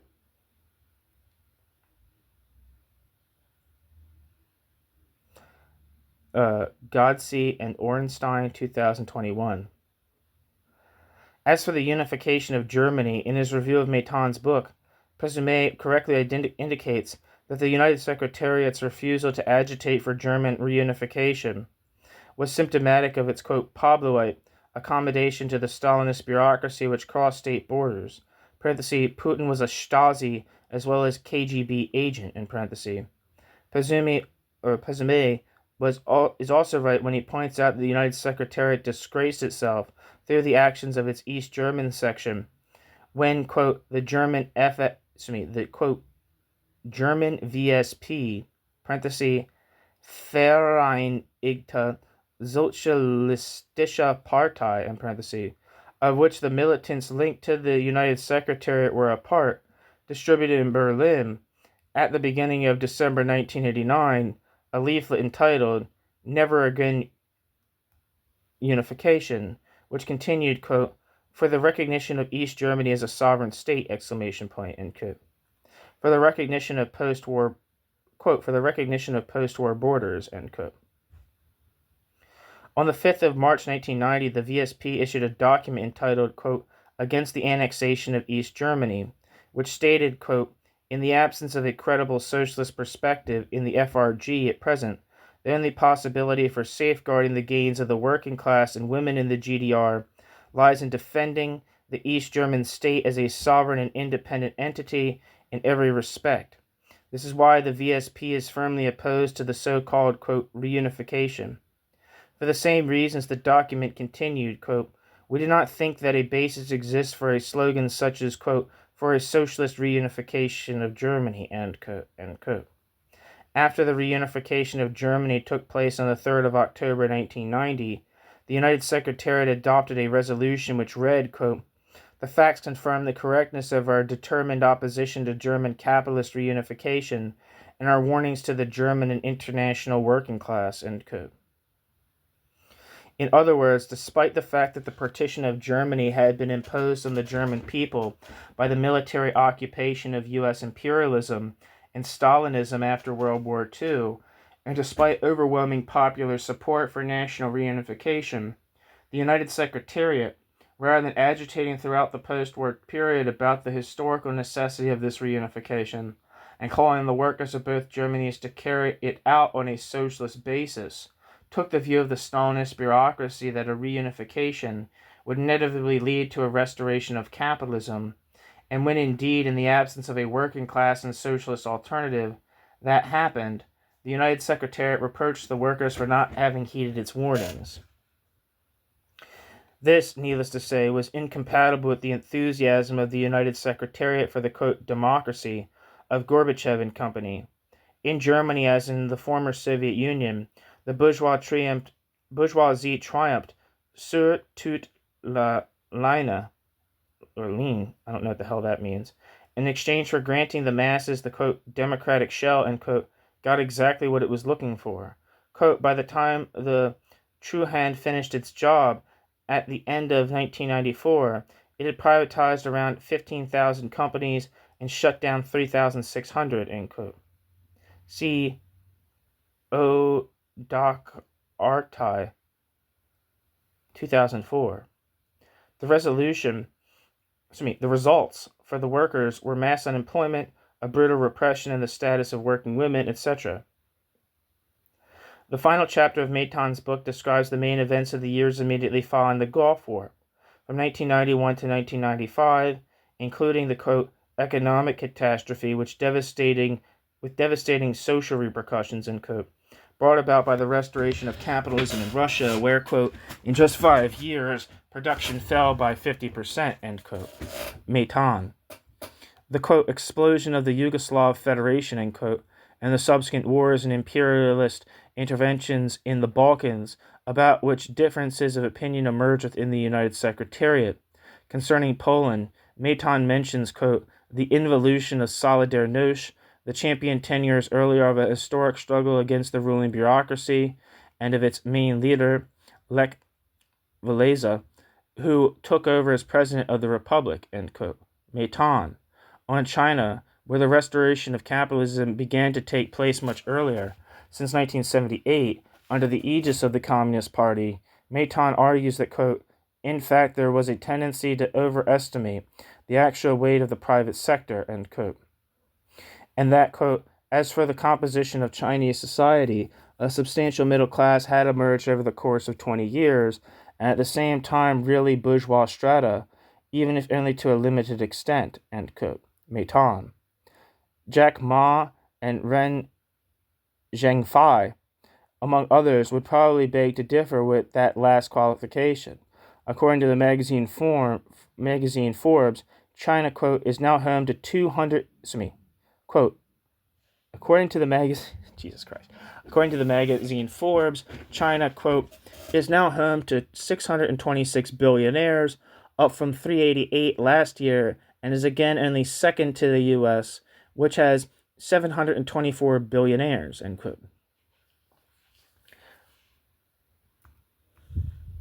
Wang, 2021. New section. The further disaggregation of the United Secretariat. Chapter 17 of Maiton's book mentions that, quote, the European elections of June 1994, which again met largely with indifference, end quote, were for the organizations of the United Secretariat, quote, an opportunity to distribute a joint manifesto, quote, for a social and ecological, democratic and egalitarian Europe, one of peace and solidarity, end quote. Maiton, which fell rather short of denouncing the European Union as an imperialist monstrosity, hostile to both the colonial peoples and the European workers, and to demand its replacement by the socialist United States of Europe, including Russia. As Perry Anderson put it, quote, the history of enlargement, the Union's major achievement, extending the frontiers of freedom, ascending to the rank of empire, or both at once, as the claim may be, is an index. Expansion to the east was piloted by Washington. In every case, the former Soviet satellites were incorporated into NATO, under U.S. command, before they were admitted to the European Union. Poland, Hungary, and the Czech Republic had joined NATO already in 1999, 5 years before entry into the Union. Bulgaria and Romania in 2004, 3 years before entry. Even Slovakia, Slovenia, and the Baltics, a gratuitous month, just to rub in the symbolic point, before entry, planning for the Baltics started in 1998, Croatia, Macedonia, and Albania are next in line for the same sequence. The expansion of NATO to former Soviet borders, casting aside undertakings given to Gorbachev at the end of the Cold War, was the work of the Clinton administration. 12 days after the first levy of Poland, Hungary, and the Czech Republic had joined the alliance, the Balkan War was launched, the first full-scale military offensive in NATO's history. The successful Blitz was an American operation, with token auxiliaries from Europe, and virtually no dissent in public opinion. These were harmonious days in Euro-American relations. There was no race between the European Union and NATO into the East. Brussels deferred to the priority of Washington, which encouraged and prompted the advance of Brussels. So natural has this asymmetrical symbiosis now become that the United Secretariat can openly specify what further states should join the Union, end quote. Perry Anderson, 2009. As for the Mexican section of the United Secretariat, the Partido Revolucionario de los Trabajadores, PRT, Maiton points out that, quote, in the presidential elections of July 1988, Cuauhtemoc Cardenas's PRD broke with the PRI, and despite the usual fraud, won 31% of the vote, as against 50% for the PRI and 17% for the PAN. Most of the organization on the left lined up with Cardenas, end quote. While on that occasion the PRT had stayed independent, quote, in the 1994 election, the PRT had backed Cardenas as president and PRT candidates in the PRD list, and in this way achieved the election of Edgar Sanchez Ramirez as a federal deputy. This is the overall context in which the crisis of the PRT, for more than a decade, together with the Brazilian DS, and most substantial and best-known force in Latin America, exploded, end quote. The emergence of, quote, Cuauhtemoc Cardenas's neopopulism, end quote, resulted in, quote, the defection of a number of cadres in 1988, end quote. This was, quote, followed by the disbandment of the parliamentary group and subsequently crossing to the other side of the barricade of the general secretary of the OCOCP, Union General Obrera Campesina y Popular, and member of the leadership of the International, Margarito Montes, Maitan, spelled the end of the Mexican section of the United Secretariat. Maitan's book closes with a section entitled, quote, A Congress of Disenchantment, end quote, which contains a brief description of the, quote, 14th Congress, end quote, of the United Secretariat, held in June 1995. The general mood was captured by the resolution, quote, Challenges to the New World Situation, end quote, which stressed, quote, the crisis of leadership in the workers' movement's political project, end quote, and argued that, quote, for now, the dominant tendency on a world scale is the weakening of social movements, parenthesis, first of all the trade union movements, end parenthesis, end quote. Maitan's notes for this unfinished section also read, quote, the negative consequences of the fall of the bracket Berlin and bracket Wall, perception of our enfeeblement, end quote. Maitan. Shortly after the, quote, 14th Congress of the United Secretariat ended, on the 20th of July, 1995, Ernest Mandel, the most prominent theoretician of the organization, died. The United Secretariat nevertheless subsists to this day as a list of the, quote, Congresses of the Fourth International, end quote, added by the editors points out. The United Secretariat celebrated 3 more, quote, World Congresses at ever larger intervals in 2003, 2010, and 2018. Its main national section, the French NPA, is currently very weakened after the recent split organized by the Argentinian Partido Socialista de los Trabajadores, parenthesis, PTS, in parenthesis, which are coming out, since we are coming out of a global pandemic in which millions of workers died. It should also be pointed out that the NPA recently issued a flyer calling mandatory vaccination in France a, quote, liberticide, end quote, and took part in some demonstrations against the, quote, pass sanitaire, end quote, alongside all kinds of anti-vaxxers, right-wingers, and conspiracy theorists. New section, conclusion. Maitan's history of the Fourth International proves the exact opposite of what its author set out to prove. Namely, it shows that there is no, quote, Fourth International in existence today and no, quote, line of apostolic succession, end quote, from Trotsky to the current Trotskyist tendencies. Moreover, as Al Richardson pointed out in his review of another book that conflated the history of the United Secretariat with that of the Fourth International, i.e. with the history of Trotskyist tendencies after Trotsky as a whole, in spite of, quote, such insights as this book contains, and there are many, and they are by no means limited to what have been selected here, the main actor in the Marxist drama, the working class, is conspicuous by its absence. There is little discussion about what was actually going on inside the workers' movement, and even less about strategies for intervening there, end quote. Al Richardson. On the other hand, as Presume wrote in the conclusion to his review of Maitan's book, quote, the idea of an international revolutionary action, which the Fourth International should have been for Trotsky, devoting its activity not to the evolution of consciousness, but to the aid of the real movement, by providing it with a leadership on the question of power, nationally and internationally, is a need more pressing than ever, end quote. Presume. Indeed, the demographic and graphic extent of wage slavery has grown exponentially since the foundation of the Fourth International in 1938. According to the International Labor Organization, in 2019, there were 1,768 million wage and salaried workers in the world, distributed as follows. Africa, 137 million. Latin America and the Caribbean, 180 million. North America, 168 million. Arab states, 44 million. East Asia, 522 million. Southeast Asia and the Pacific, 179 million. South Asia, 195 million. Northern, Southern, and Western Europe, 177 million. Eastern Europe, 120 million. At the same time, Maitan's biased account of the history of Trotskyism after Trotsky serves as a warning that, even though Stalinism is gone, Stalinist practices are alive and well in the organizational dynamics of the Trotskyist groups, which are much more destructive than any form of state repression. As a matter of fact, none of the Trotskyist organizations currently existing can claim to be a party of the vanguard of the working class. To put this question in perspective, in Argentina, a country with a population of 45 million, there are 10 million wage workers.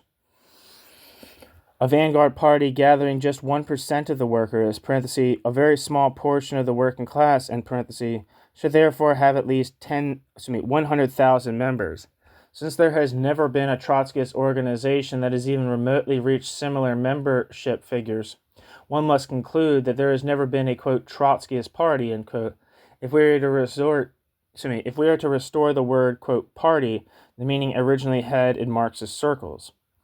An actual working-class socialist party should have a program that analyzes the political and economic reality of the country in which it operates, and proposes a series of concrete measures, and not merely refer to the transition program or to the, quote, decisions of our first four congresses, or to the decisions of the first four congresses of the Communist International, because a reference to the strategic objective of the dictatorship of the proletariat cannot sidetrack the need for a plan of action based on the immediate needs of the masses. Organizational practices must inevitably vary enormously according to actual political conditions, and a one-size-fits-all approach, a model suitable for all times and places, for France, the Gaza Strip, the United States, Egypt, and China, can only be a recipe for disaster. But an actual working-class socialist party should at the very least also have a statute, and which must be both readily available to every party member and rigorously applied in practice. It cannot, under any circumstances, merely refer to, quote, democratic centralism, end quote, as its organizational method, and make its members read What is to be Done by Lenin, hinting that their ideal should be to become full-time, quote, professional revolutionaries, end quote, as if they were living in exile and preparing to smuggle copies of Iskra into Tsarist Russia, hiding from the secret police with false documents. In fact, comparisons with the Bolshevik experience are usually useless, because the greatest danger facing many, if not most, Trotskyist organizations today is not repression by an autocratic state, but co-optation by a bourgeois democratic state. A working-class socialist party must also issue a membership card to its members, and not just to vaguely define members as those who pay their dues and receive the internal bulletin, which in practice means that the leadership can arbitrarily revoke the membership status of anyone who disagrees with it. Party members must have a matter of course, the right to form tendencies as well as the right to publish their own organs, if need be, as was the practice in the Bolshevik Party during its revolutionary period. No party member should be made to feel that Damocles' sword of expulsion and ostracism is hanging over her or his head because they disagree with the leadership's political line, a situation which makes members more afraid of being excluded than of betraying the principles of the party program. A working-class socialist party should hold regular annual congresses, announced several weeks in advance in the party press. The local organization should hold assemblies to elect delegates to the party's annual congresses and debate the resolutions that will be discussed in those congresses, and the party press should report on these assemblies and on the debates taking place in them.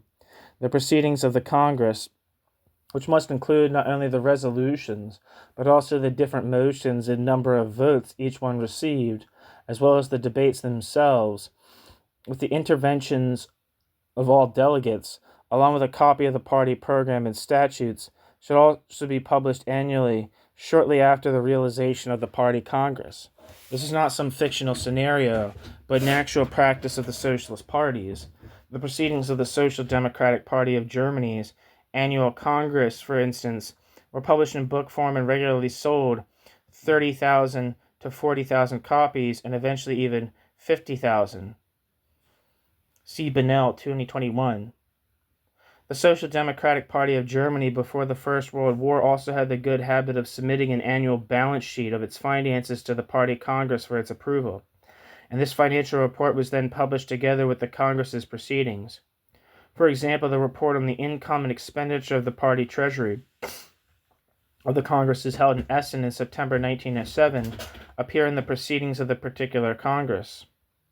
This practice has been completely abandoned by contemporary, quote, vanguard parties, end quote.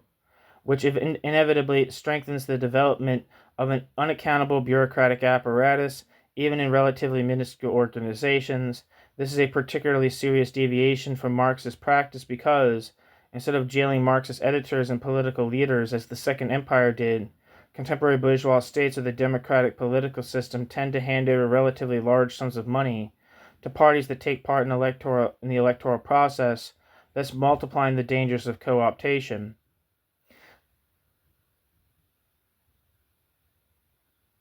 The leadership of the working class Socialist Party should therefore submit to the annual Congress, for its approval, a financial report and balance sheet, which clearly details how much money was raised by the organization and what it was spent on, specify exactly what percentage of the money came from the bourgeois state if the party participates in the electoral process and as representatives in parliament, state legislatures, and city councils.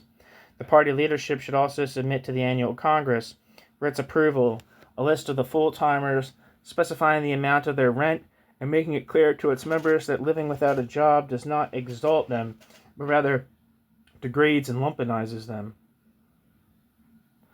fomenting paranoia and intrigues as well as their eventual co-optation by the state.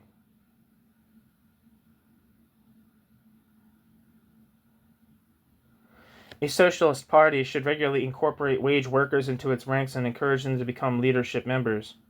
When it intervenes in multi-class movements against different forms of oppression, against women, ethnic minorities, homosexuals, etc., the party should clearly distinguish between the social classes that comprise them, and use every possible means to independently organize the workers within them. It should also regularly discuss publicly as far as possible the difficulties that the members encounter in the application of the political line in their respective fronts, and not waste its time arguing with organizations without any real impact on the labor movement. Its members should be active in one or at most two fronts at any one time, in order to allow them to carry out serious and systematic work in them, and it should under no circumstances set militancy criteria so hyperactive that they prevent its members from having a regular work and family life, including finishing their studies and learning a trade. A working class socialist party should not root out any form of denunciation. A working class socialist party should root out any form of denunciation, obsequiousness, in its ranks, and under no circumstances should it cover up sexual and financial abuses as well as abuses of power. If the party succeeds in seizing control of mass organizations like trade unions, student unions, organizations of the unemployed, etc., which never employ the same methods used by the bureaucracy it has displaced, beginning with clientelism. Finally, a working-class socialist party should make extensive the methods described above to its international organization, whose creation and effective operation should be one of its main priorities. This work does not pretend to be more than a first approach to the history of Trotskyist tendencies after Trotsky's assassination, which we will address in more detail in a forthcoming book.